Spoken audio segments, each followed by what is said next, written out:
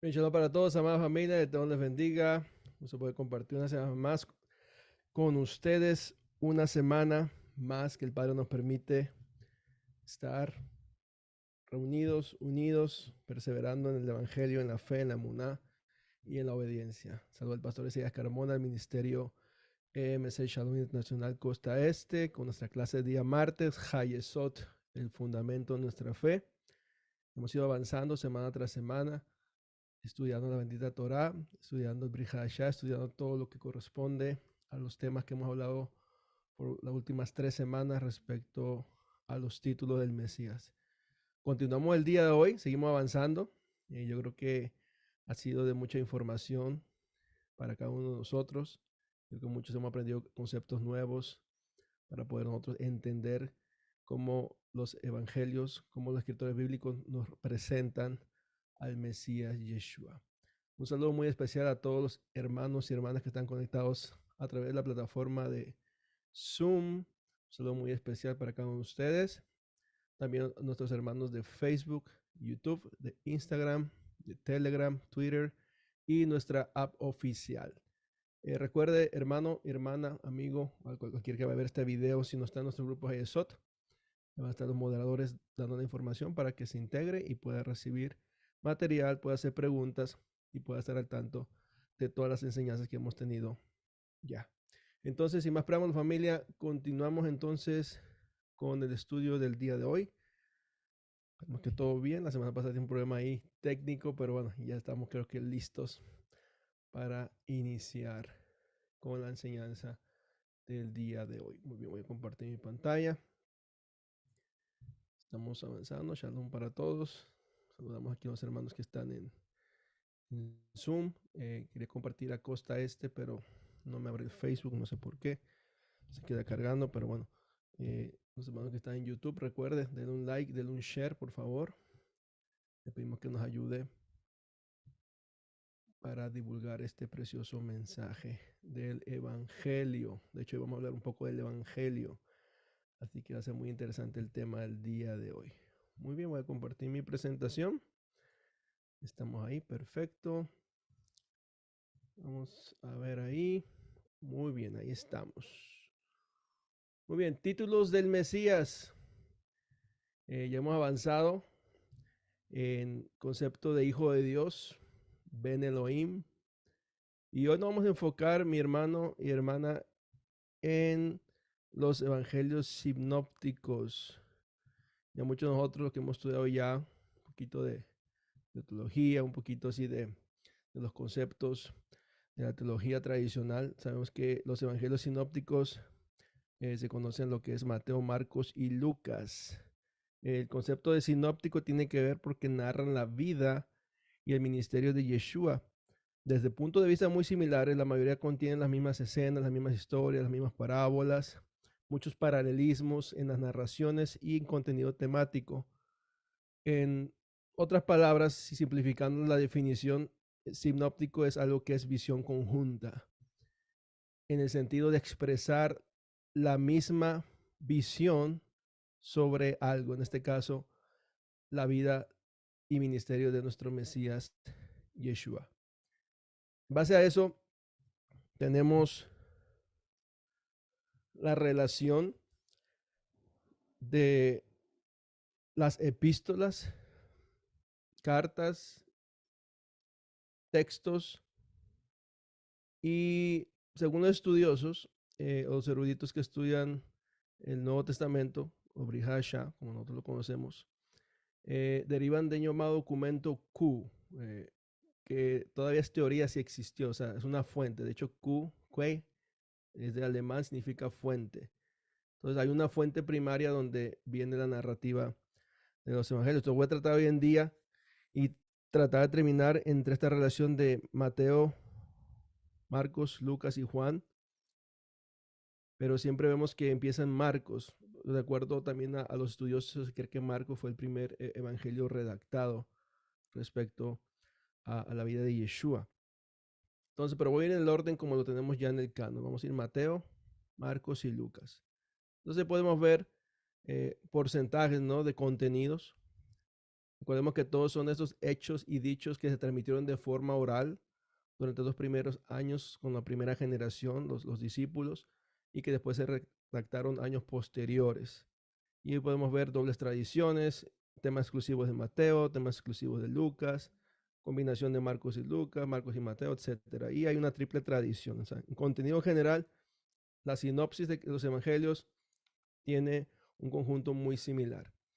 Cuando dicho eso, como algo así de aclaración, vamos a iniciar y vamos a irnos de lleno a el concepto de hijo de Elohim en Mateo, Matías. ¿Por qué es importante a veces cuando vemos conexiones así? Porque los escritores quieren enfatizar algo sumamente importante. Si volvemos al concepto de hijo de David y vemos que en Mateo 1:20 dice, pasando en él esto, he aquí un ángel de Adonai se le apareció en un sueño diciendo, José, hijo de David. Aquí está diciendo que ahora quién es hijo de David, Joseph, porque sabemos que el padre es el que pasa la genealogía, aunque entendemos que Yeshua fue concebido por parte del Ruach de santidad. Malach le dice, no temas recibir a María tu mujer, porque lo engendrado en ella es del Espíritu Santo. Y pasando Yeshua de ahí, lo siguieron dos ciegos, miramos a Mateo 9:27, y estaban diciendo, ten misericordia de nosotros, hijo de David.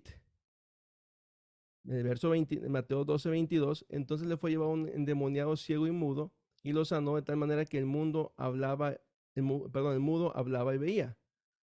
Mateo 12:23, y todas las multitudes se asombraban y decían, ¿no es este el hijo de David?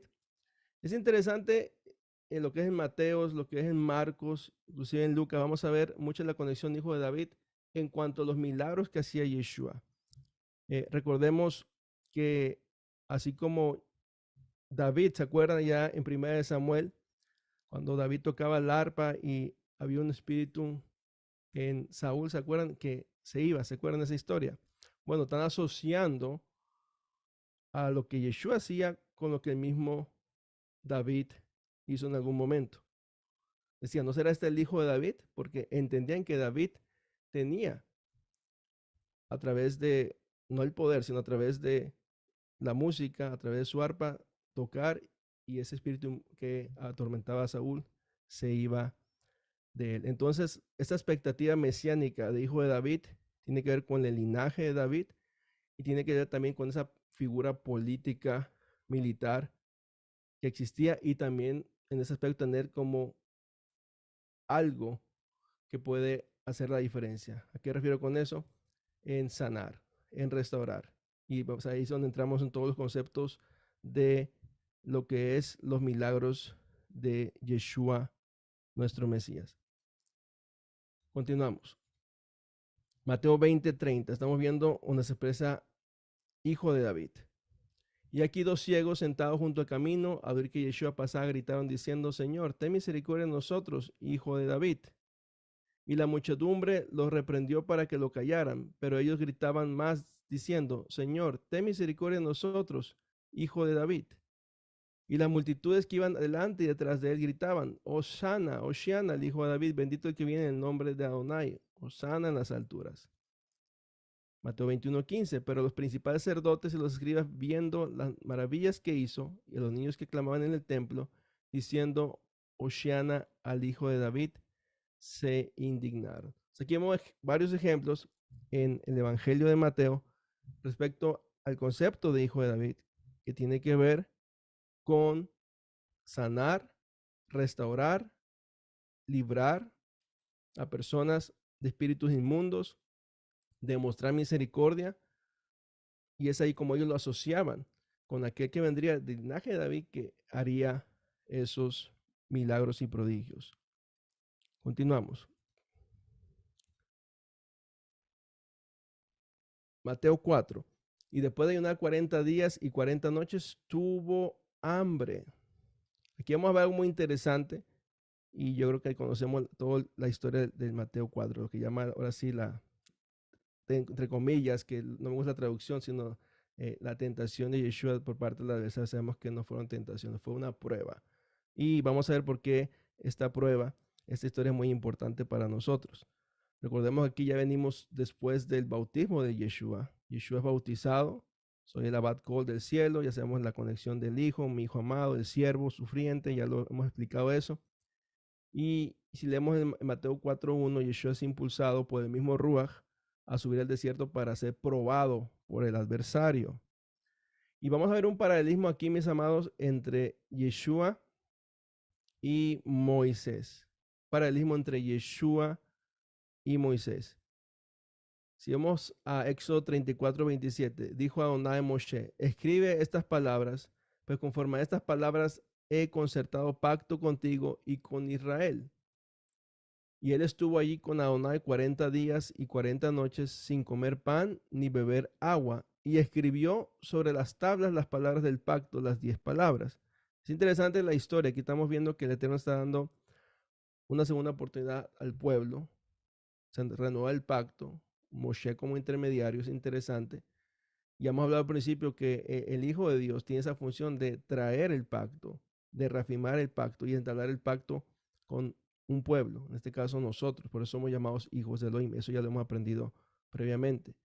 Entonces vemos el paralelismo, Yeshua se va al desierto y una 40 días y 40 noches, y aquí tenemos cómo Moshe estuvo 40 días y 40 noches sin comer ni beber agua. Según también los comentaristas, los Midrash, sobre todo Éxodo Rabá, dice que Moisés ayunó también por 40 días y 40 noches. Es muy interesante el paralelismo que estamos viendo aquí. Recordemos, estamos viendo a Yeshua como hijo de Elohim, pero en la historia, en esta escena, en ser probado por el adversario. 4:3 dice, y acercándose el tentador, le dijo, mire, muchas versiones dice, si tú eres, pero correcto aquí en el léxico griego sería, ya que eres hijo de Elohim, o sea, ya tienes el ungimiento, el Ruach está sobre ti, tú eres el enviado, eres el encargado. Entonces, donde vienen las pruebas, ya que eres hijo de Elohim, no está diciendo si tú eres, no lo duda, él sabe que es, quién es él. Dice, di que estas piedras se conviertan en panes. Pero él respondió y dijo, escrito está. ¿Cómo responde Yeshua hablando acerca de la Torah? No solo de pan vivirá el hombre, sino de toda palabra que sale de la boca de Elohim. Vemos que Yeshua está citando la Torah. Recordemos aquí, mis amados, el mismo Yeshua está experimentando, por así decirlo, la misma situación que tuvo Israel en el desierto por 40 años, 40 días, 40 años. Aquí fueron dados los mandamientos, ¿se acuerdan? Israel tuvo que vagar, de hecho vamos a hablar de eso, en la parasha se habla, en Shelach Leja, donde a ese mal reporte y no confiar en el Eterno y desobedecer y quejarse, tuvieron que pasar 40 años antes de entrar a la tierra prometida. Aquí entendemos que Yeshua, como hijo de Elohim, también viene siendo el representante de Israel. Y es muy interesante cómo Yeshua responde. Él tenía la potestad y autoridad, pero nos da un gran ejemplo para nosotros, cómo reprendes o alejas al tentador, citando la Torah, y no solamente citando, sino viviendo la Torah. Cuando Yeshua dice, no solo de pan vivirá el hombre, sino de toda palabra que sale de la boca de Elohim, él está haciendo alusión a Deuteronomio 8:3. Pero miren lo que dice el verso 2, dice, te será recordado todo el camino por donde Adonai tu Elohim te ha guiado en el desierto, para humillarte y probarte, para saber lo que había en tu corazón, si guardarías o no sus mandamientos. Por eso te afligió y te dejó padecer hambre, para sustentarte con el maná que no conocieron tus padres, para hacerte saber que no solo de pan vive el hombre, sino que el hombre vivirá de todo lo que sale de la boca de Elohim. Miren la diferencia entre, ahora sí, el texto hebreo y en base al texto masorético y el texto que muestra aquí el Evangelio de Mateo. Dice, toda palabra que sale de la boca de Elohim. Y acá dice, todo lo que sale de la boca de Adonai. Eso es interesante, porque podemos ver en la literatura o en la tradición en esa época cómo se leían ya estos escritos. Recuerden, yo he estado sacando mucho la información de los Targumim que nos ayuda a entender más y se alinea mucho al pensamiento en cómo los mismos escritores del Brit Hadashah expresan respecto a la palabra de Adonai. Si vamos al Targum Onkelos en Deuteronomio 8:3, dice: los hombres existen debido a todo lo que es producido por la memra de Adonai o por la palabra de Adonai. Y conecta lo que acabamos de leer. Toda palabra que sale de la boca de Elohim. Los hombres existen debido a todo lo que sale, lo que es producido por la memra, por la palabra de Elohim. El Targum Yomatán, el Yerushalmi, dice: porque todo fue creado por la memra de Adonai, todo fue creado por la palabra de Adonai. El mismo Pirkei Avot 6:7 dice: grande es la Torah, ya que da vida a los que la practican en este mundo y en el mundo por venir y a toda su carne. Entonces, es interesante ver cómo el Targum, y estudiando esta parte, muchos comentaristas, o más bien algunos comentaristas, están de acuerdo de que en los mismos evangelios van a usarse expresiones de los Targum, y sobre todo en los dichos y hechos del Mesías Yeshua. Algo interesante también, cuando estaba haciendo el tema, respecto al concepto hijo de Dios, o más bien el título hijo de Dios en esta cena con el adversario, hay una historia también del primer siglo, de un rabino, se llamaba Rabino Hanina ben Dosa, y en la Mishnah se dice mucho de él, que como ya hablamos la semana pasada, cuando viene la Bat Kol, la voz del cielo, es como esa palabra profética, y podemos entender que es el mismo Espíritu Santo. Recordemos que todos aquellos que buscan Torah, todos aquellos que guardan el mandamiento y se dedican en hacer lo recto, practicar la justicia, practicar lo que es bueno ante los ojos del Eterno, van a recibir palabra de Adonai. Entonces, en la misma Mishnah se habla de que a él, una vez una Bat Kol lo llamó mi hijo, como mi hijo amado. Es interesante eso. ¿Por qué? Porque la misma Mishnah, inclusive hasta en el folclore del día de hoy en nuestro pueblo, se menciona que él hacía milagros. ¿Qué tipo de milagros? Entendemos ahí por milagros cosas que no son comunes. Ejemplos: un día que no estaba lloviendo, hace mucho calor, el pueblo dice: ora para que llueva, y llovió. Después llovió muchos días, dicen: ya que para la lluvia, lloró y dejó de llover. En otros días también vinieron unas personas y dijeron: ¿sabes qué? Tal persona está enferma, puedes ir a orar por ella. Dice: no, confíen, yo doy la palabra ahorita, yo oro al Eterno y la persona se sana. Muy similar a lo que hizo Yeshua, ¿se acuerdan? Con el criado del centurión. Entonces hay una analogía interesante en lo que hizo Yeshua y lo que hizo él. ¿Qué quiero decir con esto? ¿A qué voy? De que a una persona en el primer siglo que tuviera ese tipo de, ahora sí, ser una persona, como lo expresamos, taumaturgo o hacedor de milagros o prodigios, don de sanidades, la gente lo llamaba también hijo de Elohim. Podemos conectar a los hechos aquí con Yeshua. ¿Por qué? Porque aquí el adversario diciendo: Yeshua, ya que eres hijo de Elohim, no es difícil para ti convertir estas piedras en pan. Y es un ejemplo que podemos ver de que no era desconocido ese concepto respecto a esta cena con el Mesías. Pero es muy interesante, búsquenlo ahí, se llama Rabillo Hanina Bendosa, y van a ver muchos de los milagros que él hizo, están documentados ahí en la Mishnah, que pareciera que no cualquier hombre los hace, pero cuando viene el Espíritu de Santidad y una persona piadosa que guarda el mandamiento, claro que el Eterno nos va a usar. Recuerda, el mismo Yeshua nos dijo que cosas que él hizo haríamos. ¿Por qué no hacemos? ¿Será que ya cesó el Espíritu de profecía? Claro que no. Tenemos que activar esos dones, activar esos talentos que el Padre nos ha dado, porque son para la edificación del pueblo, del reino de Elohim. Muy bien, continuamos con el otro ejemplo. En el verso 6, segunda prueba, le dice: ya que eres hijo de Dios, échate abajo, porque escrito está: sus ángeles mandará cerca de ti y en sus manos te llevarán, para que tu pie jamás tropiece en piedra. Yeshua le dijo: también está escrito: no tentarás a Adonai tu Elohim. Vuelve a citar Deuteronomio 6:16: no tentaréis a Adonai vuestro Elohim como lo tentáis en Masá. Guardaréis diligentemente los mandamientos de Adonai vuestro Elohim, sus testimonios y sus estatutos que te he ordenado. Si ustedes pueden ver, mis amados, en estas dos ya cenas, falta una más, todo tiene que ver con los mandamientos, guardar el mandamiento, guardar el precepto. Vemos que Yeshua en esos 40 días y 40 noches estuvo siguiendo, orando, pidiendo revelación, inclusive recibiendo instrucción de su llamado por lo que él iba a hacer. Él sabía su misión, él estaba ya listo, preparado para iniciar su ministerio, en traer de vuelta las ovejas perdidas de la casa de Israel a través de lo que él iba a hacer, su sacrificio y resurrección. Pero miren las escenas, todo tiene que ver con guardar el mandamiento, guardar el precepto. Es el ejemplo número 2. Vamos al último ejemplo ahí que da la historia. Mateo 4:9 le dijo, todo esto te daré si te postras y me adoras. Este es interesante porque sabemos que Yeshua, por derecho, él es el dueño como creador, como soberano, como rey, como juez, es dueño de todo lo que existe, porque a través de él se creó todo.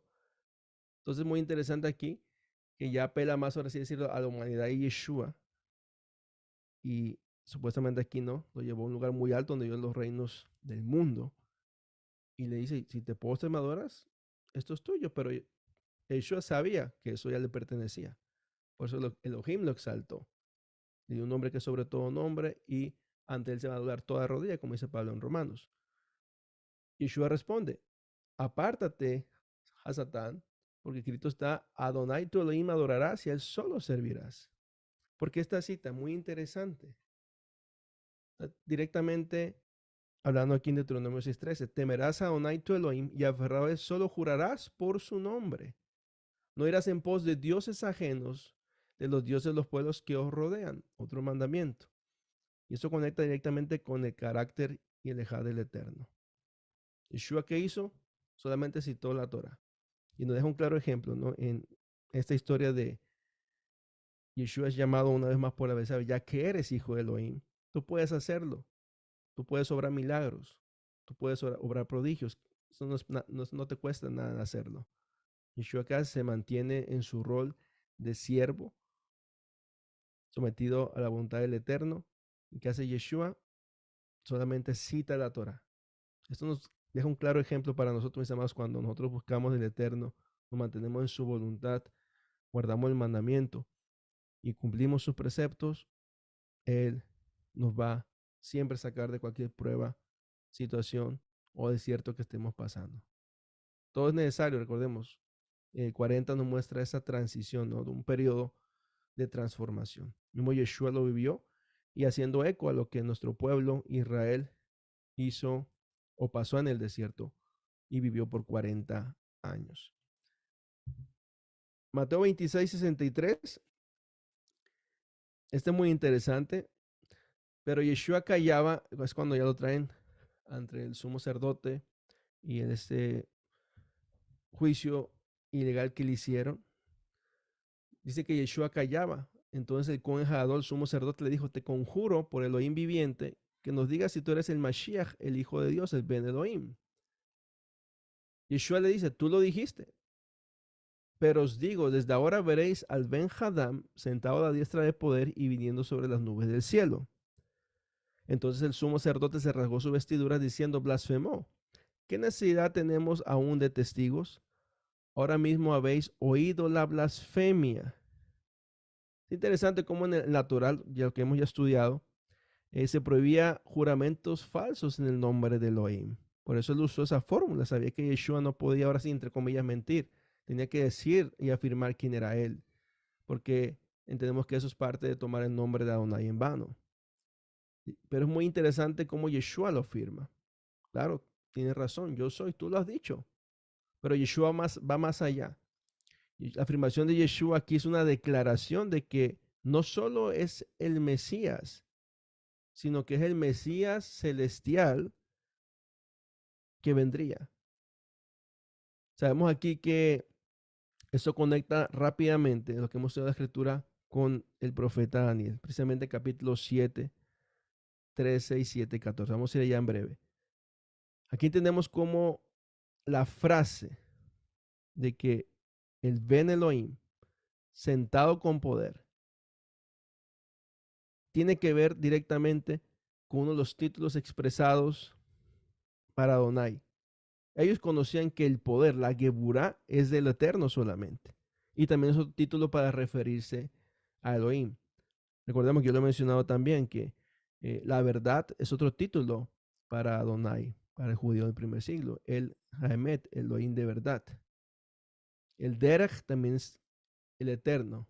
Hai también es un título para el eterno. O sea, cuando Yeshua dice yo soy el camino, verdad y vida, está expresando atributos y títulos que solamente aplican a Elohim.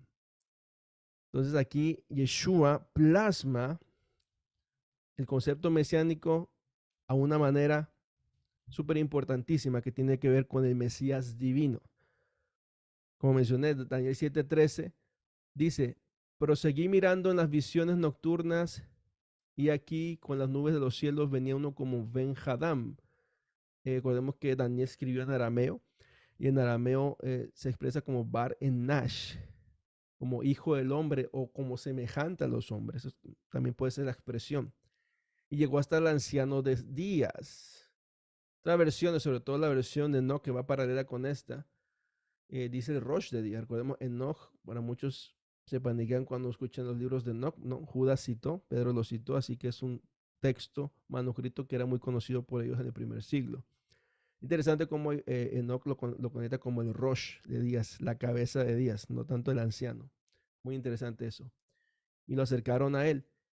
Y le fueron concedidos señorío, gloria y un reino para que todos los pueblos, naciones y lenguas lo sirvieran. Su dominio es dominio eterno que nunca pasará y su reino uno que no será jamás destruido. Todo conecta ya lo que hemos hablado con la profecía mesiánica del que vendría del linaje de David, como heredero de David, el que traía hasta que iba a venir a establecer el reino y restaurarlo una vez más. Vemos estas hermosas conexiones.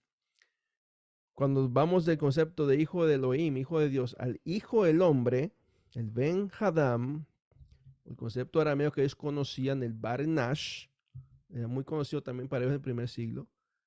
Esto es una figura, mis amados, clave en las similitudes como el hijo de Dios y el hijo del hombre están plasmados en el pensamiento mesiánico y apocalíptico del primer siglo y era concebido como una figura celestial. No era humano, no era semidios, era una figura celestial, trascendente que representa la más notable de todas las síntesis judías de especulación sobre los agentes revelados de la actividad divina de Adonai. Este hijo del hombre, este Ben Hadam, une cuatro corrientes en el pensamiento del Tanaj relativas al instrumento divino de Adonai en la tierra, y nosotros ya hemos visto estas. Número uno, el hijo del hombre de Daniel, que está expresado aquí con el hijo del hombre, el Ben Hadam. El elegido siervo sufriente de Adonai en Isaías 53, que mi judaísmo conoce como el Mesías hijo de Yosef, Mesías sufriente. El Mesías de la tradición davídica es el que más marca los evangelios, sobre todo Mateo. Y también la sabiduría, que la sabiduría es lo que expresa la Dabar, la Memra o el Logos personificado de Adonai, cómo se expresa su palabra al mundo. Entonces, todos esos mensajes van conectados. Entonces, toda esta pluralidad mesiánica del primer siglo aplican perfectamente al Mesías Yeshua. No había un concepto solamente, ya lo he dicho antes, creo que en la primera clase. Hoy en día, en la tradición, en el mismo judaísmo, se espera uno descendiente de tradición davídica, pero en el primer siglo no era la única línea. Al menos estas cuatro líneas estaban muy marcadas en la expectativa mesiánica que se esperaba, que los discípulos entendieron, se les reveló y que el mismo Pablo promulgó. Entonces podemos ver, mis amados, toda esta conexión mesiánica, profética, que nuestro Mesías Yeshua cumple y lo hemos comprobado ya con las escrituras.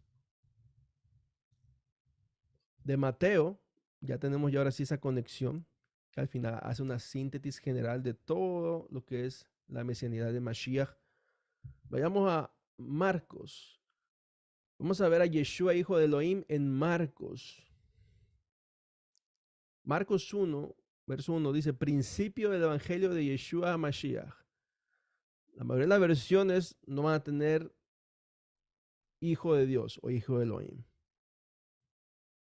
Según la tradición que porque algunos manuscritos no están, que los manuscritos antiguos no están, otros dicen que sí está, y así está como esa incógnita, por así decir, incógnita de si en los originales está o no. Y estamos a entender por qué no es polémico, sino interesante la insertación del título Hijo de Elohim, el Evangelio de Marcos. Digamos que sí está en los originales, digamos que sí está en los manuscritos más antiguos. Si usted ve versiones de la Biblia y compara, se da cuenta que algunas lo traen, algunas no. Valera sí lo trae, la textual no lo trae, la Peshita creo que sí lo trae, así usted puede comparar varias versiones. Y al final ver un empate.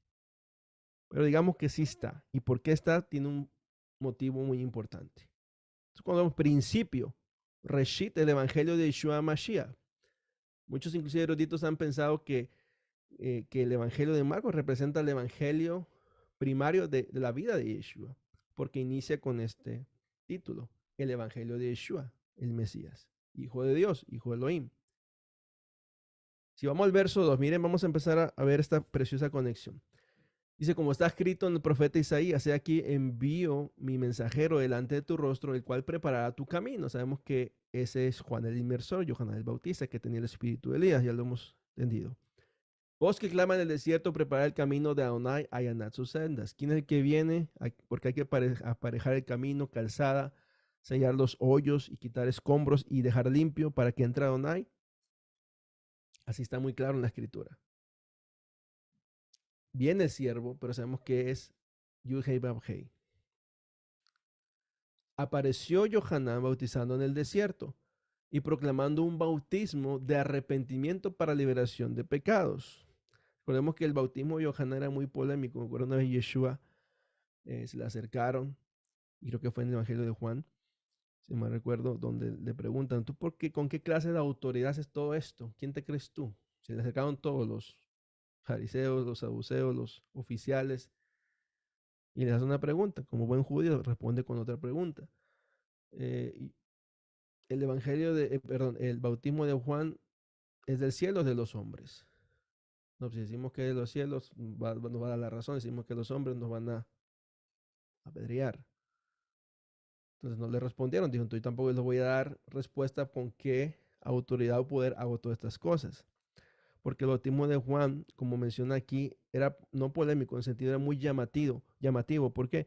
Porque las personas estaban viniendo a un arrepentimiento genuino, un arrepentimiento de dejar su vida pasada y convertirse a la moneda del Dios de Israel y preparar a todos esos discípulos de Juan el Inmersor para, como él mismo lo dice, que el que vendría después de él sería mayor y iba a bautizar con el Ruach HaKodesh. Entonces, todos los discípulos de Juan, la mayoría luego fueron parte de los discípulos de Yeshua en seguidores, porque él estaba preparando el camino para ese siervo de Adonai. Dice el verso 5, salía a él toda la provincia de Judea y todos de Jerusalén, y confesando sus pecados eran bautizados por él en el río Jordán. Y estaba vestido Yohanan de crines de camello y un cinto de cuero alrededor de su cintura, y comía langostas y miel silvestre. Podemos que el mismo Elías se menciona que hacía lo mismo. Y proclamaba diciendo, después de mí viene el que es más poderoso que yo, de quien yo no soy digno de inclinarme para desatar la correa de sus sandalias. Yo bauticé con agua, pero él os bautizará en Ruach HaKodesh. Muy bien. Porque es interesante estos 8 versos respecto al Evangelio de Marcos. Porque vamos a entrar a un concepto de hijo de Dios que también era conocido en el primer siglo. Primero, ¿qué es el Evangelio? Debemos entender, mis hermanos, que Judea del primer siglo era un mundo helenizado. Aunque veamos sectas farisaicas, saduceos, herodianos, esenios en Judea, los samaritanos, los gentiles más al norte, todo era un mundo helenizado. Sabemos que todo esto que sucedió después de Alejandro Magno y después el Imperio Romano, eh, a través de toda esta helenización, pues quedó plasmada en el pueblo. De hecho, era casi una ley obligar a las personas a entender sus culturas y religiones. Entonces hay una mucha influencia ahora sí de estos imperios y pensamientos. ¿Por qué es importante entender esto brevemente? Porque cuando hablamos de mundo helenizado, que viene la raíz helenizo, que literalmente helenizo es hablar griego, ya lo he mencionado, el griego era el inglés de la época, el hebreo es en la sinagoga, el arameo en el pueblo, sobre todo en Judea, en Galilea, perdón, en Judea también algunos grupos, pero era como de ciudad de Jerusalén, tenía como un dialecto o una forma de expresar, no como en otros países. Hoy en día se habla español, el español colombiano, diferentes regiones tiene el acento diferente, igual en Jerusalén. Que tú podías saber de qué región era esa persona con el simple hecho de escuchar cómo habla. Entonces, en base a eso, toda esta cultura, sobre todo entender que el concepto romano tiene que ver con política y gobierno, y el concepto ahora sí helénico tiene que ver con la filosofía y la manera de pensar, y también las escuelas de pensamiento filosóficas que había en el primer siglo, que mismo Pablo ahí tuvo encontronazos con algunos de ellos. En esto, a lo que quiero llegar con esto, es de que en base al concepto del Evangelio, hay que entender brevemente las formas literarias que se encuentran en el Nuevo Testamento. Y estas formas, mis amados, aunque a veces, y yo lo repito una y otra vez, queremos hiperhebraizar mucho la Biblia, sobre todo el Brit Hadashah, aunque hay un contexto griego, pero no podemos forzar muchas veces a que hay una mentalidad hebrea, claro sí, está, sobre todo en la sinagoga, en Jerusalén, pero fuera de ahí en Galilea y todo el mundo helenizado, todo el imperio y toda Asia, está muy fuerte el pensamiento, literatura y filosofía helénico. Y aunque muchos no creamos, y ahorita vamos a ver un ejemplo, que el mismo concepto de evangelio tiene que ver con ese mundo, tiene que ver con esa forma de pensar y de transmitir el mensaje. Eso no tiene nada de malo, eso no tiene nada como que decir, wow, entonces desechamos el Brit Hadashah, porque hay personas que no quieren el Brit Hadashah, por lo mismo que encuentran toda esta mezcla entre romano, griego, arameo y un poquito de hebreo, por así decirlo. Entonces, repito, estas formas se basan en la literatura y filosofía y pensamiento helénico del primer siglo. Recordemos que hasta el día de hoy, nuestra etimología de palabras que tenemos en Occidente son de origen y pensamiento griego. La etimología. Entonces, la literatura o las formas de expresar en el Brit Hadashah, sobre todo en las cartas, hay muchas formas y cómo en el mismo mundo helenístico se usaban. Por ejemplo, la logía, que la logía es la colección de dichos. Logía significa prácticamente estudio, ciencia o tratado. De ahí donde tenemos palabras, sociología, lexicología, pedagogía, etcétera. Ven cómo termina. Es una forma de colección de dichos dependiendo la materia o ciencia de estudio. De aquí podemos ver que la logía de los evangelios viene de la fuente Q, como mencioné al principio, que es la fuente primaria donde sacaron los hechos que primero se hicieron oralmente de Yeshua y que por los años después se fueron compilando, escribiendo hasta formar los evangelios. En esa literatura también están las epístolas, que conocemos como cartas. Ahí entendemos claramente que caen las cartas paulinas. Sabemos que las epístolas son unos mensajes. Sabemos que hay un remitente y envía al destinatario. Las praxeis son actos o doctrinas. Y esto es interesante porque es la práctica o aspecto de una profesión o campo de estudio, que no solamente se basa en entender lo que es la teoría, sino debemos llevar un ejercicio práctico. Y cuando practicamos se hace costumbre. Eso inclusive en las mismas cartas paulinas lo podemos ver. Pablo da instrucciones en cómo hacer cosas con los mandamientos, con los nuevos creyentes, en asuntos de fe. Eso lo podemos ver ahí. Entonces Pablo, tenemos aquí en sus epístolas, tiene ese concepto. Recordemos que en las mismas epístolas tiene una introducción, como Pablo dice, yo, Pablo, apóstol de Yeshua Mashiach, enviado, y luego viene un mensaje de exhortación, o más bien un mensaje, y al final una despedida. En las epístolas del primer siglo seculares también encontramos esa estructura. El sermón o el midrash es el que más se conecta a lo que vemos en los dichos de Yeshua. Y ya sabemos que hay una evolución de diatribe. ¿Qué es diatribe? Pues ya un discurso oral o escrito que es muy severo, ¿no? Yo creo que Pablo usa ese lenguaje, Yeshua usa ese lenguaje exhortando, hablando, reprendiendo. Eso es normal en la retórica de expresarse. Y la dialexis, pues ya sabemos, tiene que ver también con la lectura pública. Ya en la dialexis ya tenían un documento escrito, una carta escrita y se ponían en una esquina y empezaban ellos a promulgar algo. También había los folletos, propagandas o fides, que hoy en día es como los que por ahí imprimen su revista, ¿no? Y la mandan por correo o llegan, tocan la puerta y te dejan ahí una literatura. Eso no es nada nuevo, eso desde el primer siglo ya se hacía y en cualquier forma de creencias. Entonces, todo esto para llegar al Evangelium, que es el Evangelio. Sabemos que el Evangelio ya tiene que ver con una noticia, pero se refería prácticamente a asuntos políticos, militares, sociales del Imperio Romano. Entonces, todo eso, mis amados, tiene un trasfondo en el pensamiento helénico.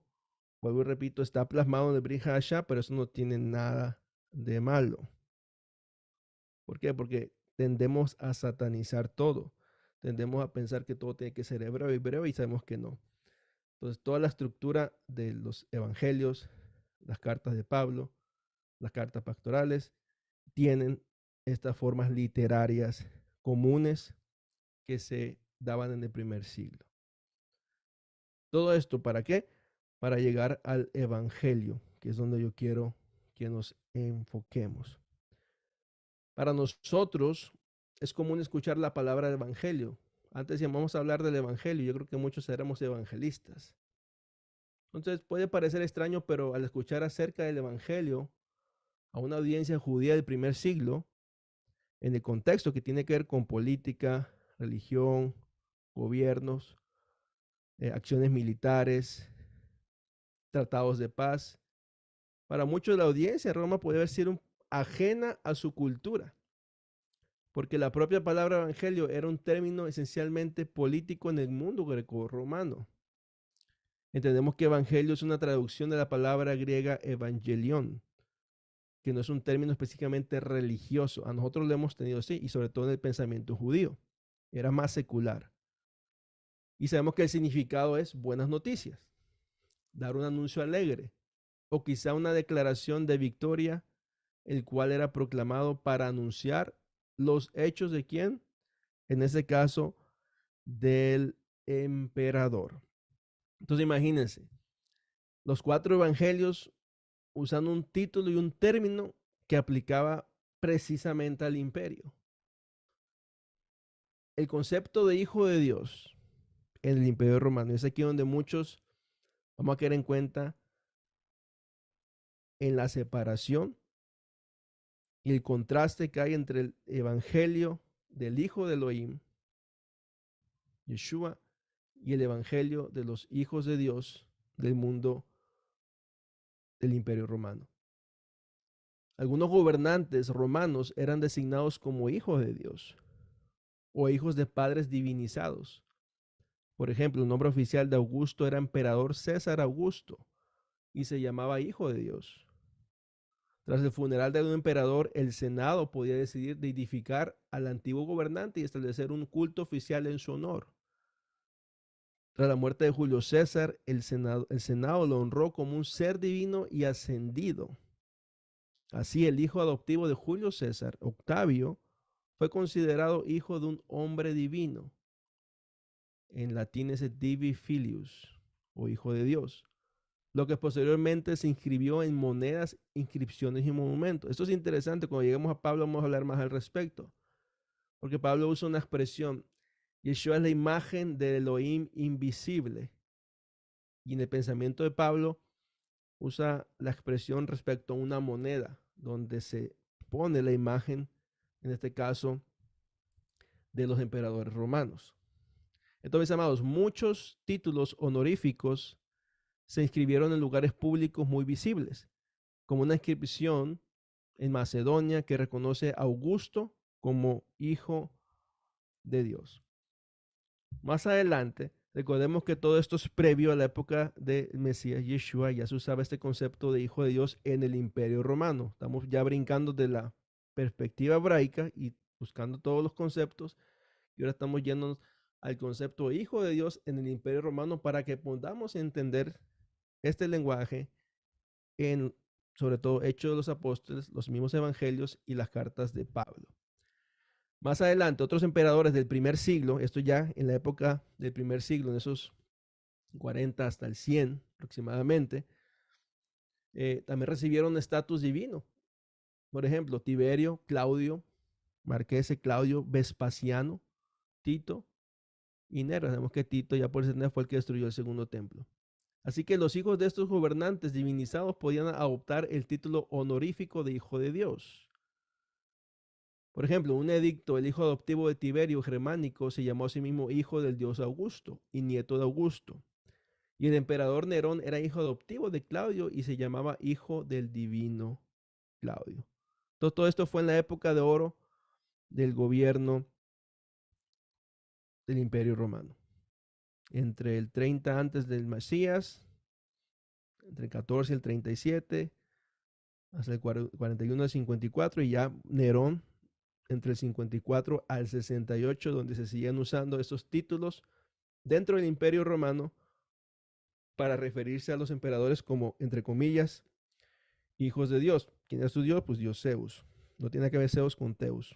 ¿Okay? Una inscripción, y vamos a ver algo interesante, vamos a ver una comparación, para que vean cómo empezamos con Marcos. Leímos el Evangelio de Marcos, donde se presenta a Yeshua como hijo de Elohim. Hay una inscripción encontrada en Priene, en la actual Turquía, refiriéndose a César Augusto, y dice, el nacimiento de Augusto ha sido para todo el mundo el comienzo del Evangelio, Evangelion, concerniente a él. Eso es en la piedra de Priene.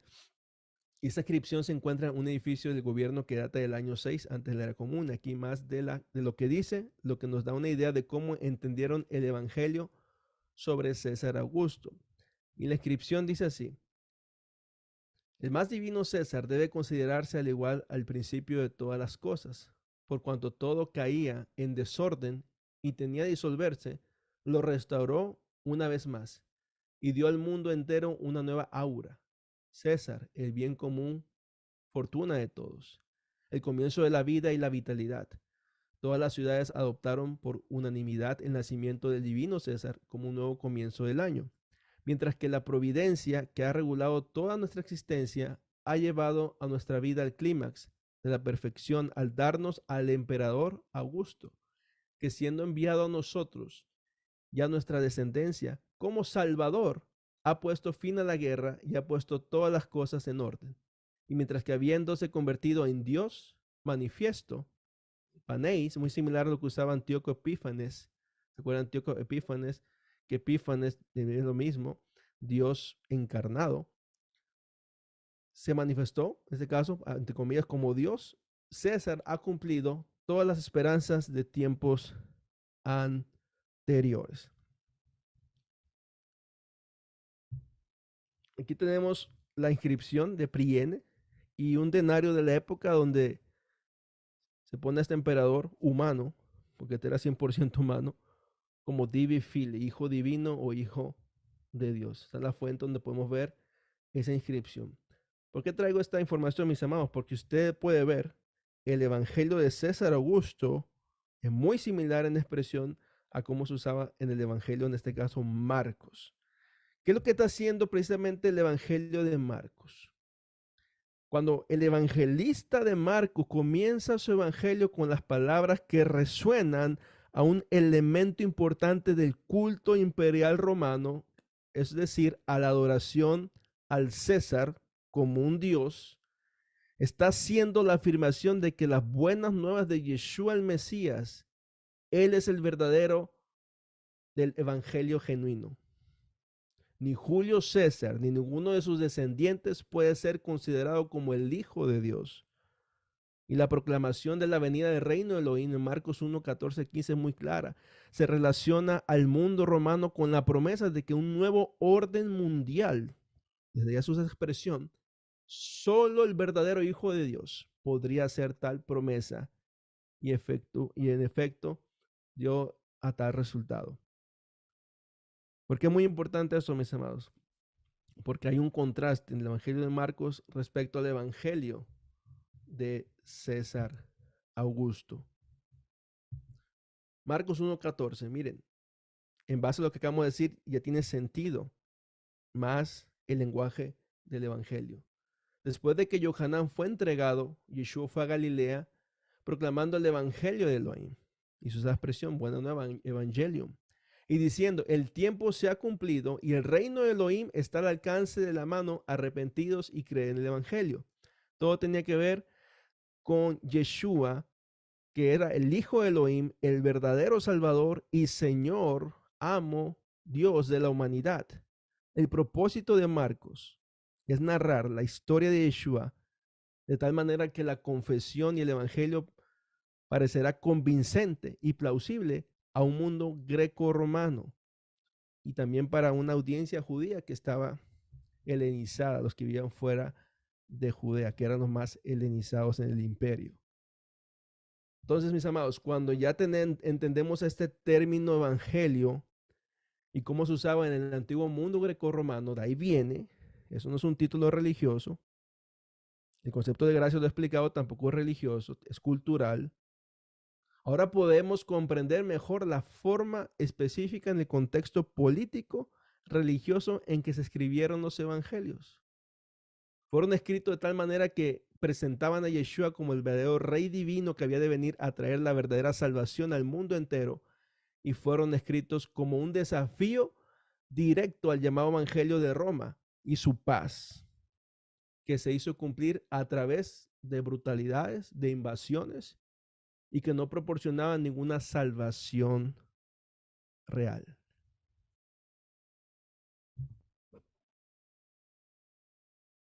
En Hechos 17, la historia de Pablo y Silas ya en sus viajes misioneros, aquí vemos Pablo en peligro por los decretos del César. En el verso 1 dice, atravesando Anfípolis y Apolonia, llegaron a Tesalónica, donde había una sinagoga de los judíos. Había judíos ahí. Según tenía por costumbre, Shaul entró en ella y durante 3 Shabbats les dio drashot del Tanaj, usando ahí la versión judía del Nuevo Testamento.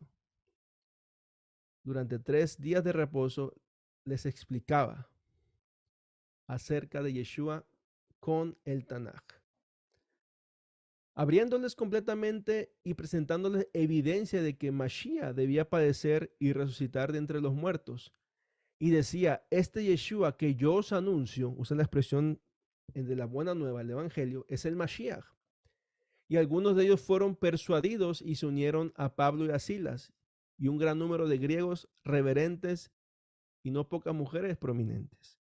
Muchos creyeron, judíos, griegos, los que estaban reunidos para escuchar el mensaje. Es interesante más o menos, en qué época se está plasmando esto.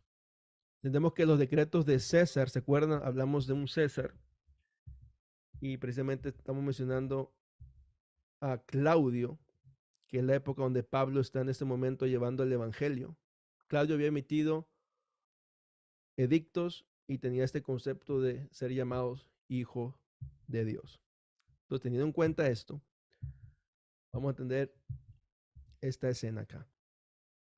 Fue por el año 49 donde el emperador Claudio César expulsó a muchos judíos de Roma debido a las revueltas provocadas por un grupo de judíos celotes. Estos sediciosos defendían el levantamiento en contra de Roma y se oponían a la instauración de un nuevo rey con tintes divinos. Los acusadores de Pablo trataban de dibujarlo como un revolucionario que traía la sedición a Tesalónica. Y aquí lo vamos a ver en el verso 5. Pero los judíos, llenos de envidia, tomando algunos de los varones malvados de la plaza pública, reunieron una turba, alborotando la ciudad y atacando la casa de Jason, y lo buscaban para sacarlos ante el pueblo. Pero al no hallarlos, arrastraron a Jason y algunos hermanos ante las autoridades de la ciudad, gritando: estos que trastornaron al mundo. Interesante la expresión. También se han presentado aquí. O sea, estos que están llevando un evangelio diferente al que ellos recibían de parte del emperador y de Roma, están trastornando o cambiando el mundo. Y los ha recibido Jason. Y todos estos actúan contra los decretos del César, diciendo que hay otro rey. Podemos una promulgación de César y de Claudio era que era el rey divino, hijo de Dios. Aquí Pablo está diciendo, no es Roma, no es el emperador, el verdadero rey, hijo de Dios es Yeshua. Y alborotaron al pueblo y a las autoridades de la ciudad que oían estas cosas, pero habiendo obtenido la fianza de parte de Jason y los demás, los soltaron. Muy interesante esto, mis amados, porque los romanos podían considerar el hecho de que se proclamaba otro rey como un crimen, como una traición contra la majestad del emperador. Entonces ellos estaban corriendo peligro. Vemos que no fue ajeno a lo que pasó con Yeshua. Y no solamente fueron a los religiosos, sobre todo la línea sacerdotal corrupta, sino el mismo imperio que estaban promulgando un rey cuando ya había un rey y el pueblo estaba proclamando otro rey. Entonces vemos ambas partes combinadas en el pensamiento judío y el pensamiento romano acerca de este rey, normalmente un rey humano, un rey hijo de Dios, enviado por el Eterno, donde se estaba promulgando ya la buena nueva. Paréntesis aquí. Cuando Pablo llevaba el evangelio, cuando Pedro llevaba el evangelio y los apóstoles llevaban el evangelio, tenía que suceder algo con los nuevos creyentes: el bautismo, que hasta el día de hoy lo marcamos y lo afirmamos y lo confesamos y lo hacemos. Sea un bautismo por primera vez en nombre de Yeshua, sea un mikve, muy importante en nuestro caminar como creyentes y discípulos de Yeshua. El bautismo como rito de resistencia. En este contexto, haciendo un paréntesis, que no es el tema, pero muy interesante la conexión. ¿Sabías que, mis amados, sabían que los primeros seguidores de Yeshua, cuando eran bautizados en el imperio grecorromano, sobre todo fuera de Israel, aunque era una provincia, pero fuera de Israel, participaron en un acto políticamente subversivo a Roma? O sea, era una rebelión a Roma. O sea, en otras palabras, con el bautismo estaban rechazando la afirmación que promulgaba el imperio romano de que tenían el derecho divino de gobernar el mundo y que los emperadores eran hijos de Dios. Todos los que se bautizaban en el nombre de Yeshua prometieron su lealtad a un reino que no fuera Roma y a un rey que no fuera César. Conectando con el edicto que hizo Claudio en Hechos 17:7. Sabemos que los discípulos de Yeshua dentro de los judaísmos del primer siglo seguían la práctica de la inmersión en agua como rito de iniciación para pertenecer a la comunidad, como ritos de purificación para ascender al templo. Eso ya lo hemos aprendido. Pero Pablo menciona un evangelio donde venir a la Munán Yeshua, hacer el bautismo, era un inicio para pertenecer no solamente a una comunidad de creyentes en Yeshua, sino eras parte de una comunidad que tenía una nueva vida en Mashiach. Sabiendo que, como mismo Pablo menciona, lo sabemos, el bautismo representa una nueva vida, una nueva creación. Y el valor tradicional de conversión y purificación, vemos que el significado nuevo y único que estaban enfatizando ellos, de que el bautismo hace renacer por medio del Espíritu a quien lo recibe y lo hace partícipes de las bendiciones y sobre todo de la promesa de morir y resucitar con Yeshua como el único rey, amo y señor y salvador. Aún más adelante, en el mismo concepto del imperio romano, en unos tipos de adoración, sobre todo del mitraísmo, también hacían algo así como bautismos o hacían lavados en sangre, rituales paganos. Pero aquí hay un contraste muy hermoso, que se está usando el rito, y digo, uso la expresión porque hoy en día decimos rito y la gente se asusta. El bautismo es un rito. En Pesach hacemos ritos, en Shabbat hacemos ritos de transición. O sea, tenemos que familiarizarnos con estas palabras porque dentro de nuestro pueblo son muy comunes en cosas que hacemos. Algo quiero añadir a esto, mis amados, que en el juramento de lealtad que los soldados romanos tomaban al emperador, se le llamaba sacramento. Los que estuvieron allá en la Iglesia Universal, que le enseñaron que el bautismo es un sacramento. O sea, tomaron un concepto que ellos tenían de serles fiel, en este caso al emperador, ya cuando Roma absorbe los primeros creyentes y ya se hace la religión del imperio después de los 325 en adelante. Entonces ese rito de resistencia que era para rechazar a ellos, lo absorbieron para que el día de hoy las personas cuando se convierten en esa religión tienen que pasar.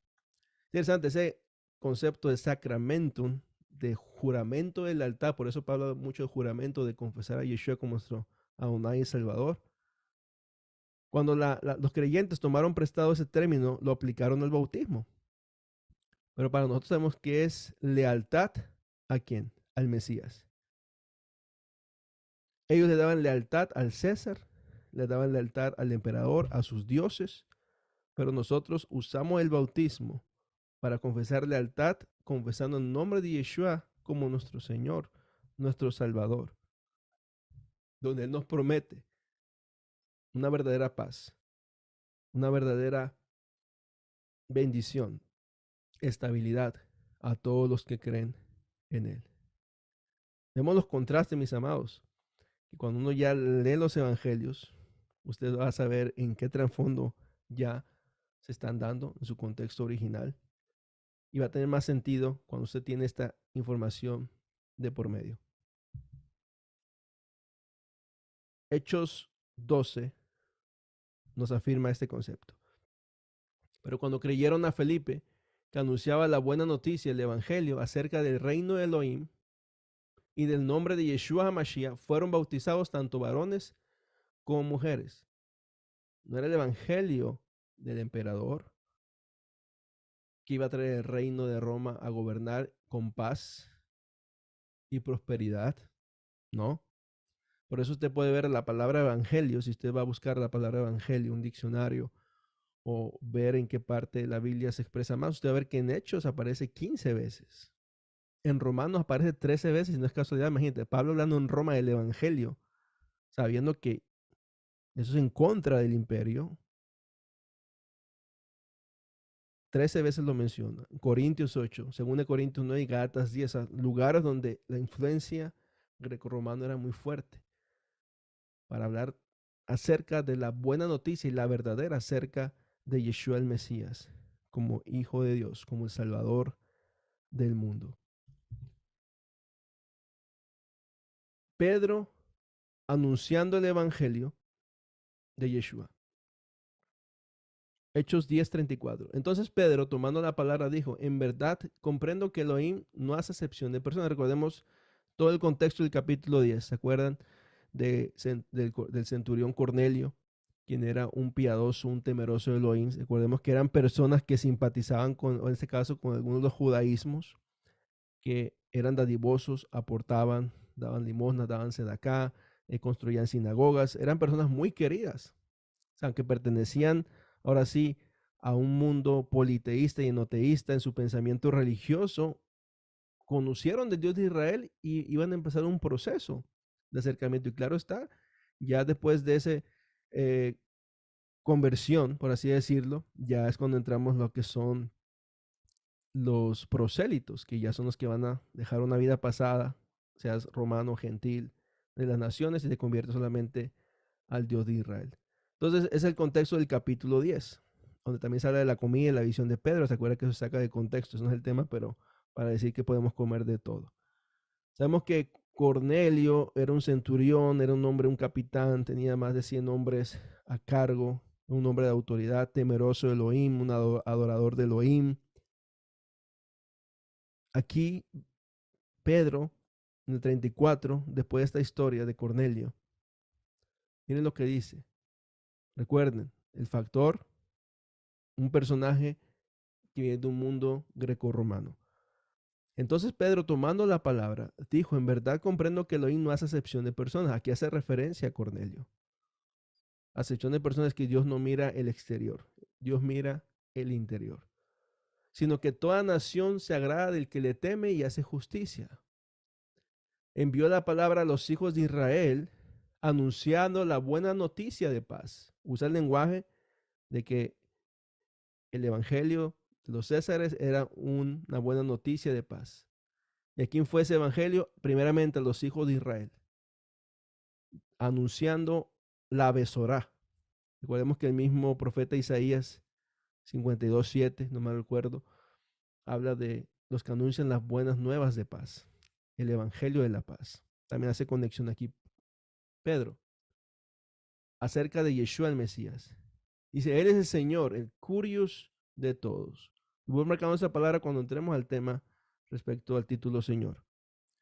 Vosotros sabéis la noticia divulgada por toda Judea, comenzando desde Galilea, después del bautismo que proclamó Juan. Ven, hay un bautismo y está la buena noticia. Aquí vemos ya lo que mencioné anteriormente. Bautismo como rito de resistencia a los que gobernaban. Respecto a Yeshua de Nazaret, como Elohim lo ungió con el Espíritu Santidad y poder, este anduvo haciendo el bien y sanando a todos los oprimidos por Hasatán, porque Elohim estaba con él. Y nosotros somos testigos de todas las cosas que hizo, tanto en la región de los judíos como en Jerusalén, a quienes mataron colgándole en un madero. A este levantó Elohim al tercer día y le concedió hacerse visible, no a todo el pueblo, sino a unos testigos designados de antemano por Elohim, a nosotros que comimos y bebimos con él después de que resucitó de entre los muertos. Y nos mandó que proclamáramos al pueblo y declaráramos solemnemente que este es el juez de vivos y muertos, designado por Elohim. De este dan testimonio todos los profetas. Todo el que cree en él recibe liberación de pecados por medio de su nombre. Si ustedes ven, mis amados, la estructura de Pedro anunciando el evangelio de Yeshua en el pensamiento y lenguaje romano tiene sentido. Aquí está diciendo que el evangelio va a los hijos de Israel, se anuncia en Judea, se anuncia en Jerusalén, y entendemos que el mismo autoridad que tenía el rey humano, en este caso el emperador, de juez, porque él mandaba matar, mandaba aniquilar, mandaba destruir. Aquí da a entender un contraste de que Yeshua es el único que tiene ese poder. Yeshua es el único que proclamado y que es testificado y anunciado a través de los profetas. A todos los que creen en su nombre. Y cuando creemos en su nombre no tiene que ver solamente creer ya. Menciona el bautismo. ¿Se acuerdan otra escena? ¿En qué se bautizaron? No, en el bautismo de Juan. No, ahora tienen que bautizarse en el nombre de Yeshua. Lo de Juan era un inicio de teshuvá, de arrepentimiento, dejar la vida pasada, pero todos los discípulos de Juan y creyentes y todos los que creyeron en Mashiach tenían que volver a pasar por las aguas para confesar el nombre de Yeshua el Mesías. Ahora vamos con Pablo anunciando el evangelio de Yeshua, y precisamente en Romanos 1:11, usando el contexto y contraste del verdadero evangelio. Dice Pablo, siervo de Mashiach Yeshua, llamado a ser un apóstol, un enviado apartado para el evangelio de Elohim, para el evangelio de Dios, el cual se prometió de antemano por medio de sus profetas en las Sagradas Escrituras, acerca de su Hijo, de la simiente de David según la carne, declarado Hijo de Elohim con poder conforme al Espíritu de Santidad y por la resurrección de los muertos, nuestro Señor Curios Yeshua HaMashiach. Interesante, Pablo ya tiene toda esta mentalidad de lo que hemos hablado, de la perspectiva mesiánica de Yeshua. Habla del Evangelio de Elohim, habla que Yeshua es hijo según la carne, según la descendencia de David, por las promesas mesiánicas, y declarado hijo de Elohim, que habla del Mesías divino, con el Espíritu de Santidad y por medio de la resurrección de los muertos. Y ahora tiene un título honorífico que es Señor, Curios. Inclusive el Yud-Heh Vav-Heh aplica sobre él. Más adelante vamos a dar con detalle en esto. Sigue diciendo, por medio del cual recibimos la gracia del apostolado para obediencia de la fe, obedecer a la fe que se nos ha dado, entre todos los gentiles por su nombre, entre los cuales sois también vosotros llamados de Yeshua Mashiach. A todos los que estáis en Roma, amados de Elohim, bien, usa el mismo término, amado de Elohim, es sinónimo de hijos de Elohim. Llamados santos, usa el concepto hebraico, llamados a ser Kedoshim. ¿A través de qué? De la obediencia de la fe, a través de los mandamientos. Gracia y paz a vosotros de parte de Elohim nuestro Padre, el Señor Curios Adonai Yeshua HaMashiach.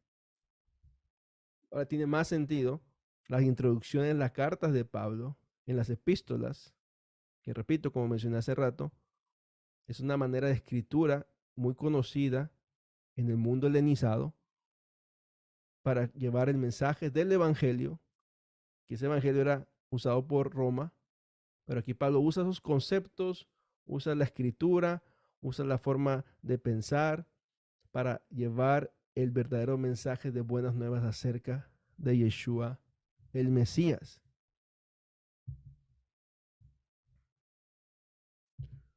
Vamos cerrando, mis amados. Hoy me extendí un poquito, pero quiero terminar aquí con eso ya 2 slides más.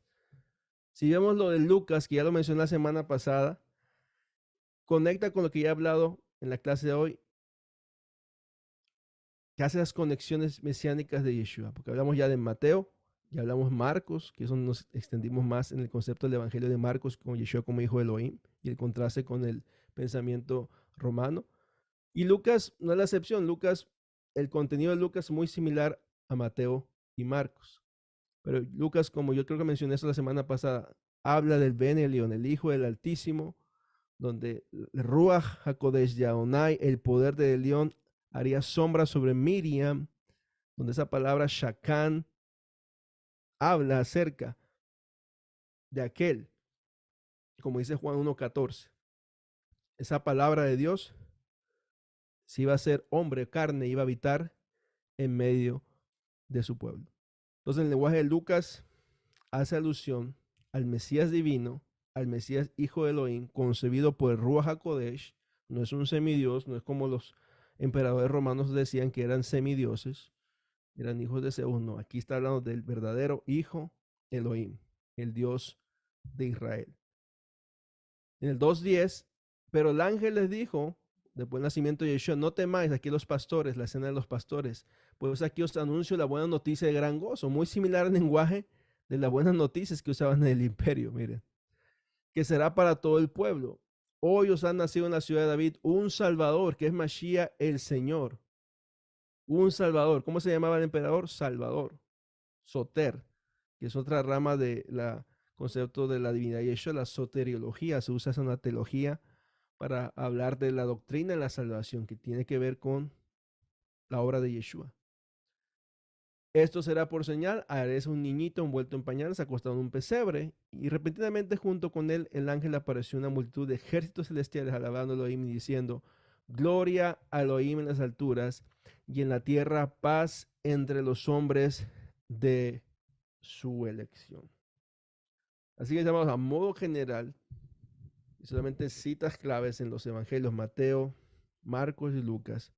Hemos visto los conceptos de hijos de Elohim, los títulos aplicados a Yeshua, el contraste y el mensaje que se manejaba en el imperio y en el mundo helénico para aclararnos y afirmarnos que Yeshua es el verdadero y el único Hijo del Dios viviente, el Dios de Abraham, de Isaac y de Jacob. Próxima semana, título de Mesías, Hijo de Elohim, el Evangelio de Juan, que es uno de los que más me apasionan. Así que vamos a estar estudiando la próxima semana. Así que en esto va a afirmar y establecer todo lo que ya hemos estudiado estas últimas semanas respecto al título Hijo de Dios. Así que mis amados, no se lo pierdan. El Eterno les bendiga. Esperamos que esta enseñanza haya sido de bendición y edificación para su vida. Y que si el Padre lo permite, continuamos la próxima semana con el título o tema 4.5.